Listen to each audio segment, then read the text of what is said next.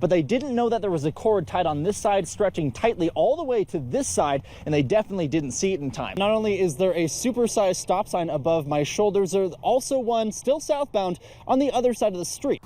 Slapping one of these on the back of a convicted DUI driver's car lets all the other drivers on the road know about their previous driving history.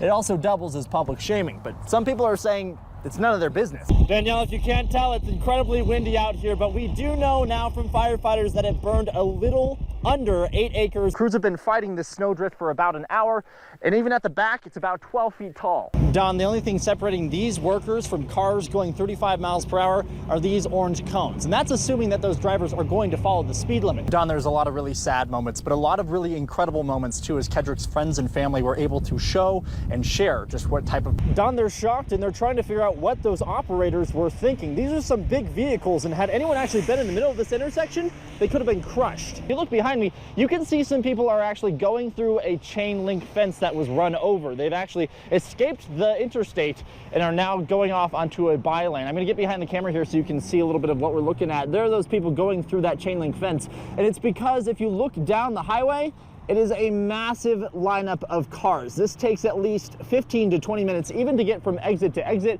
and that's if people are nice and let you through. Here, and we'll show you where that rock ended up. It's crazy. This is a huge rock, maybe like 300 pounds or something. The car eventually smashes through this fence and ends up sideways up against the side of this house. Don, it was a pretty bumpy ride, going over backyards and their fences, going over chain link fences, and finally they were able to get that bear down safely, but it wasn't without a lot of problems along the way. As officers show up, the bear scampers right up a tree. As it's perched up there, chewing on branches, neighbors are mesmerized. I was gonna go fishing, but then I stuck around for this. So. Wildlife officers wait for backup before they fire the tranquilizer rifle. But the bear isn't waiting for them, and while they load the gun, it takes off. And then he got loose and ran through the neighborhood again. And over a fence. Try not to spook him. But again, the rifle fails, and the bear is back on the loose. He started running down that way, and animal controls has been chasing him now. Finally, the bear is chased up a tree by a dog. Then the entire neighborhood, police, firefighters, and curious onlookers watch as wildlife plans its next move. Up in the tree. The first shot, that doesn't do the trick. This time, a bigger rifle and a better angle. And the bear drops down. 2 strikes today, unfortunately. So that's why we want to stress, be bear aware. Make sure you keep the dog food, the trash, the bird feeders, anything that a bear is going to smell, they're going to get. An induced nap for this little guy, nicknamed by neighbors Brownie. Brownie, yeah.